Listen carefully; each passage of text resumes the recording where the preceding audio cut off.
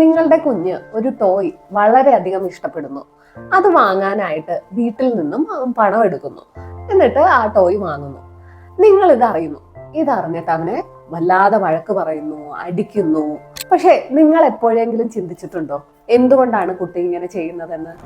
നമസ്കാരം, ഞാൻ doctor Aishwarya, homeopathy പീഡിയാട്രീഷ്യനാണ്.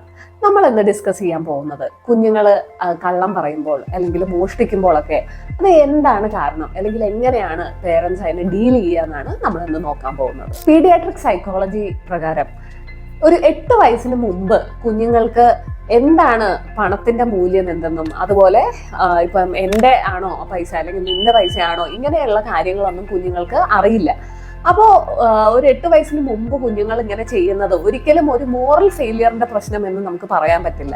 എന്തൊക്കെ കാരണങ്ങൾ കൊണ്ടാണ് കുഞ്ഞുങ്ങൾ കള്ളം പറയുന്നത് അല്ലെങ്കിൽ അഥവാ ഇങ്ങനെ മോഷ്ടിക്കുന്നതിന്റെ കാരണങ്ങൾ എന്തൊക്കെയാണെന്ന് നമുക്ക് നോക്കാം. ഒന്നാമത്തെ കാരണം, കുഞ്ഞുങ്ങൾക്ക് ഒരു ക്യൂരിയോസിറ്റി അല്ലെങ്കിൽ പുതിയ എന്തെങ്കിലും കാണുമ്പോൾ അത് വേണം, അങ്ങനെ ഒരു ക്യൂരിയസ് ആകുമ്പോഴാണ് കുഞ്ഞുങ്ങൾ ഇങ്ങനെ ചെയ്യുന്നത്. രണ്ടാമത്തെ കാരണം, കുഞ്ഞുങ്ങൾ ഇപ്പൊ എന്റെ ഫ്രണ്ടിനുണ്ട് എനിക്കും അത് വേണം, അപ്പം ബാക്കി ഫ്രണ്ട്സിനുണ്ടെങ്കിൽ നമുക്കും കിട്ടാനായിട്ട് കുഞ്ഞുങ്ങൾ ഇങ്ങനെ ചെയ്യാറുണ്ട്.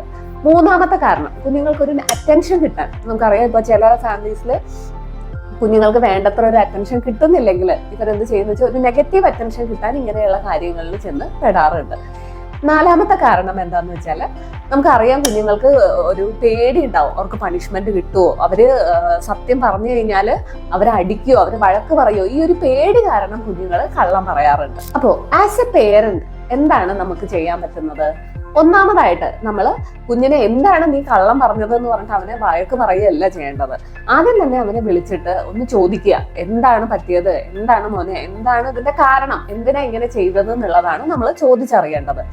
അതിനുശേഷം നിങ്ങൾക്ക് അറിയാം, ഇപ്പൊ നമ്മളാണെങ്കിലും ഒരു കള്ളം പറയുന്നത് എപ്പോഴാണ്, ഒരു പേടി കൊണ്ടോ അല്ലെങ്കിൽ തിരിച്ചുള്ള ഒരു മറുപടി പോസിറ്റീവ് ആവാതിരിക്കുമ്പോഴാണ് നമ്മൾ കള്ളം പറയുന്നത്, അല്ലെ?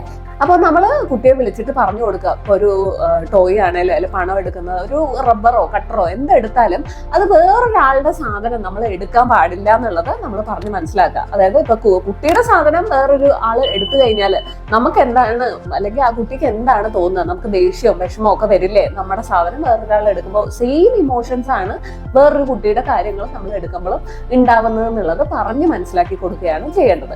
കുഞ്ഞുങ്ങളുടെ ബ്രെയിൻ എന്ന് പറഞ്ഞാൽ ഒരു സ്പോഞ്ച് പോലെയാണ്. ആ ചുറ്റുപാടുമുള്ള ഒരു എൻവയോൺമെന്റ് എപ്പോഴും ഒരു സ്നേഹമുള്ളതും കുഞ്ഞുങ്ങളെ അംഗീകരിക്കുന്നതും കുഞ്ഞുങ്ങളെ അപ്രിഷിയേറ്റ് ചെയ്യുന്ന ഒരു എൻവയോൺമെന്റ് ആണ് പേരൻസ് ആയ നമുക്ക് അവർക്ക് കൊടുക്കാൻ പറ്റുന്ന ഏറ്റവും വലിയ കാര്യം.